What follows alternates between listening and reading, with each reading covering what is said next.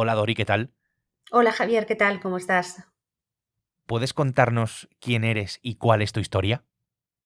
Bueno, pues mi nombre es Dori Majali, yo soy una de las supervivientes del atentado del 11M y bueno, pues aquel día viajaba en uno de los trenes, en concreto en el que explotó a la altura de la calle Tellez, justo antes de entrar a Atocha. Por vía 4 efectuará su paso un tren sin parada.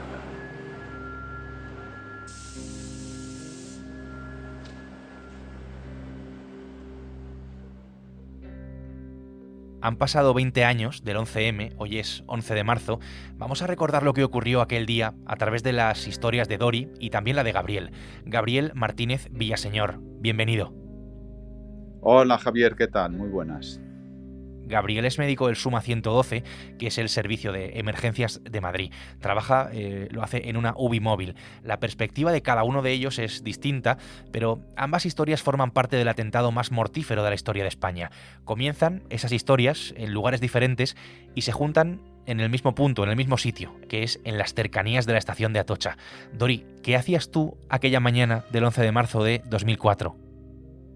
Pues bueno, esa mañana del 11 de marzo eh, yo la verdad es que iba con bastante ilusión, iba a trabajar y con bastante ilusión porque justo había cambiado de trabajo el día 9 de marzo, era mi tercer día en mi nuevo trabajo en el que, bueno, pues eso era un trabajo nuevo, que en principio pues parecía que tenía muy buena proyección, iba con los nervios clásicos del nuevo trabajo, de si llego, de si no llego, de si lo haré bien, si lo haré mal, esas cosas. Y cogí el tren en Alcalá de Henares.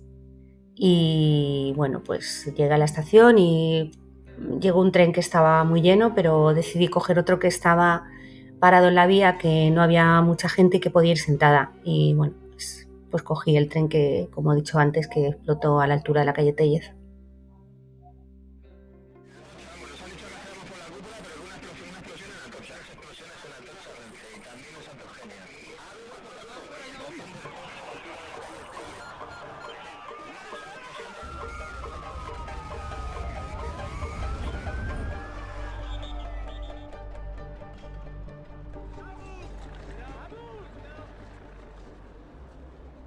¿Recuerdas cómo fue el momento, ese momento de la explosión? Es imposible olvidarse de todo lo que pasó a partir de la explosión, aunque hayan pasado 20 años. Yo lo que recuerdo, lo primero que recuerdo es una luz muy, muy, muy fuerte, súper cegadora, y que mi cuerpo pues empezó a dar vueltas, yo no lo podía controlar. Eso es lo primero que recuerdo de la explosión. Y después de aquel momento, dentro del vagón, cuando estabas todavía dentro del vagón, ¿tienes alguna, no sé, alguna imagen grabada, algo que se te haya quedado en la memoria de esos primeros instantes?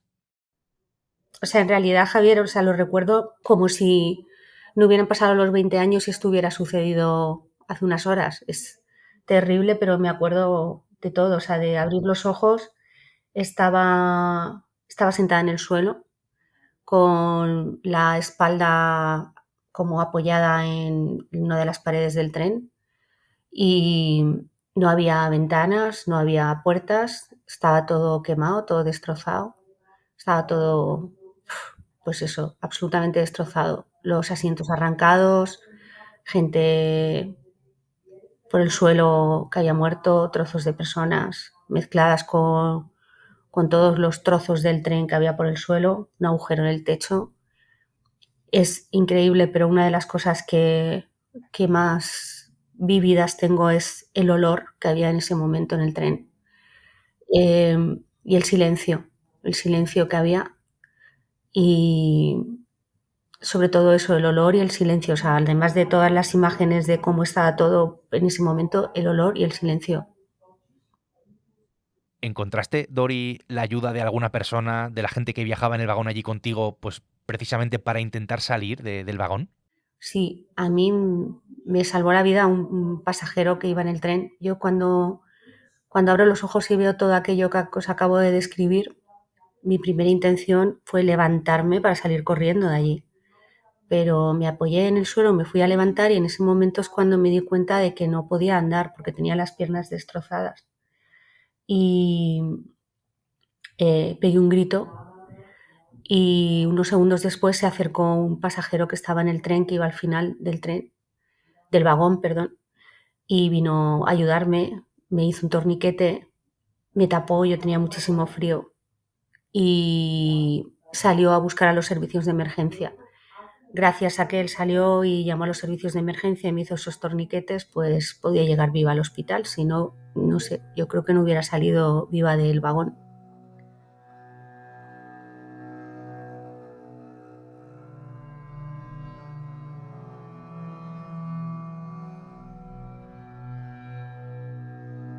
La mañana del 11M, la primera llamada a emergencias, se realizó a las 7:37 de la mañana. En total, aquel día fueron 25.000. Gabriel, tú, aquella mañana, esa misma mañana, como ahora mismo, estabas de guardia. Sí, efectivamente. Me incorporaba a mi guardia, mi horario empezaba a las 8:30. Como siempre intentamos llegar un poquito antes para estar a nuestra hora ya completamente operativos, y de eso se trataba, de estar allí como un día más, y resultó no ser un día más precisamente. ¿Cuándo empiezas a darte cuenta de que estaba pasando algo muy grave? Sí, pues mira, yo me incorporaba a trabajar en la calle Antracita, muy cerca de la plaza de Legazpi de Madrid, que por allí también había una central, ahí había antiguamente una central de ambulancias, y empecé a ver mucho movimiento de ambulancias que iban a mucha velocidad, y efectivamente ya empezamos a intuir que podía ser algo importante lo que pasaba. Y pues me acerqué a mi puesto de trabajo, y enseguida los compañeros me indicaron que había sucedido algo grave y que me cambiase rápidamente y me pusiese a disposición del servicio.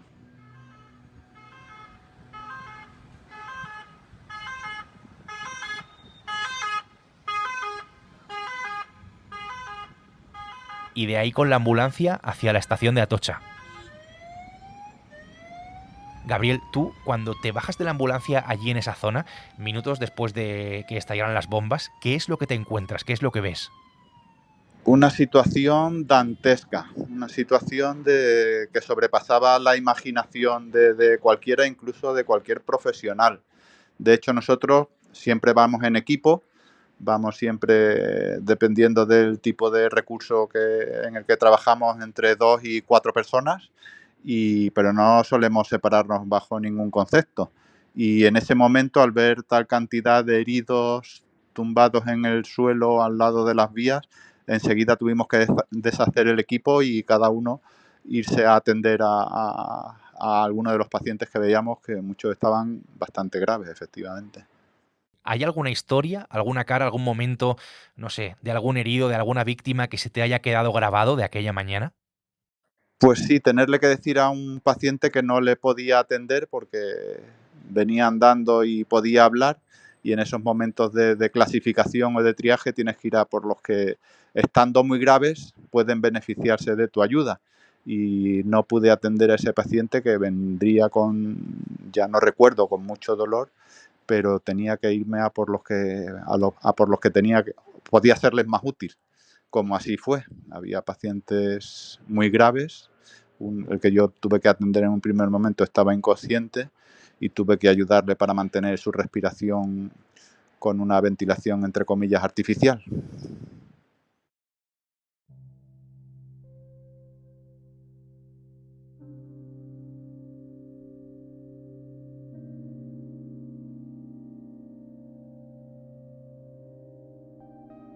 Dori, vamos a ir un poco más allá de ese momento, de ese día. Vamos al día después, si te parece, del atentado hasta hoy.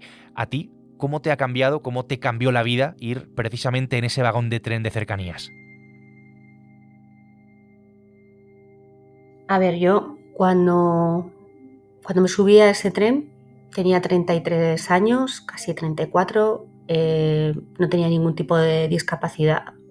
Tenía un trabajo en el que, bueno, pues era bastante similar al que llevaba desarrollando durante un montón de años, y pues era una persona con ilusión de lo que se supone que el futuro me deparaba.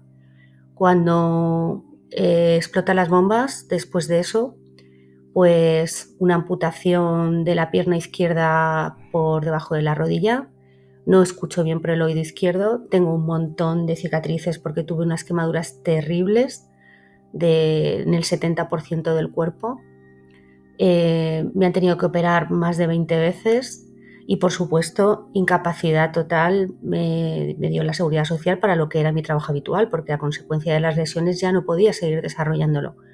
O sea, yo creo que eso es bastante gráfico, ¿no? Bastante claro de qué pasó antes y qué ocurrió después. O sea, te quedas con una situación física terrible, con muchísimo, pues he pasado mucho dolor y muchas operaciones y con muchas secuelas tremendas, con una discapacidad y sin poder desarrollar algo tan importante como es la profesión de uno. 2.000 heridos, no lo olvidemos, con secuelas que son para toda la vida y con la vida totalmente cambiada desde entonces. Dori, tú, como superviviente que eres, ahora que se cumplen 20 años, ¿cómo te acercas a esa mañana, a la mañana del atentado, a ese momento? ¿Cómo ves hoy, 20 años después, el 11M? Pues el momento concreto, ¿sabes qué pasa? Que yo creo que, que muchas veces, en general, ¿no? Una persona que no haya pasado por una situación así puede llegar a pensar que un atentado empieza y acaba el día del atentado, y no es así. O sea, yo recordar ese momento concreto fue terrible, pero lo más terrible no ha sido ese momento, aunque te parezca una barbaridad. Ese momento es lo que ocasiona los momentos terribles que he tenido que pasar en mi vida 20 años, durante 20 años y que todavía se siguen sucediendo. Sobre todo los 2 primeros años fueron horrorosos.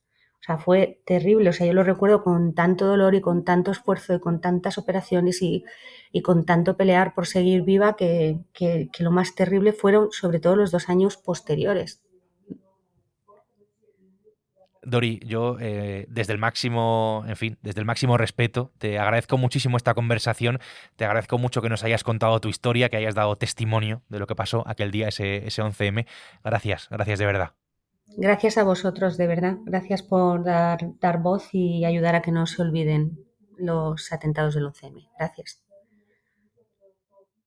Los sanitarios, médicos, enfermeros, todos, emergencias, jugaron un papel fundamental, como también lo hizo el pueblo de Madrid entonces, quizá el único que estuvo a la altura, donando sangre, volcándose con lo que estaba pasando aquella mañana. Gabriel, desde tu visión, me interesa que nos lo cuentes, ¿alguna vez en tu vida profesional te has enfrentado a algo igual o parecido al 11M? No en un solo instante, no en un solo, pero la pandemia de COVID, los primeros momentos de COVID, teníamos que llevar y dejar a los pacientes en aquellas situaciones tan difíciles. Me recordaron un poco la catástrofe que fue el 11M. Sí es verdad que luego se sacan mensajes positivos, se intenta quedar uno con lo mejor, como indistintamente de la institución a la que pertenecía, nos ayudábamos todos, como los ciudadanos, los tenderos, salían con botellas de agua y con sándwiches para intentar ayudarnos. Y concretamente estoy muy orgulloso de mi profesión y del sitio donde he tenido la suerte de poder trabajar, ¿no? Y el SUMA concretamente dio una respuesta ejemplar, todos, porque, por ejemplo, uno de los pacientes lo llevé con una ambulancia privada, allí no había distinciones entre tú trabajas aquí o tú tienes esta categoría u otra, sino que nos pusimos todos a una y tenemos una capacidad de respuesta que pienso que no debe ser frecuente en todos sitios, ¿eh? Y hay que quedarse con eso positivo y yo agradeceros que nos deis voz y que podamos recordar aquello siempre intentando sacar eso, lo mejor. Pues sí, esto también parece bastante importante y te agradezco que nos muestres esta visión. Gabriel, gracias por contarnos tu historia, por ayudarnos a recordar ese 11M estos 20 años. Gracias.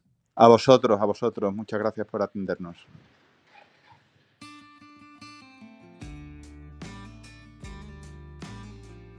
El Mundo al Día es un podcast que puedes escuchar en elmundo.es, en la web del Mundo, y en las principales plataformas de audio, en las que además, ya sabes, tienes la opción de suscribirte.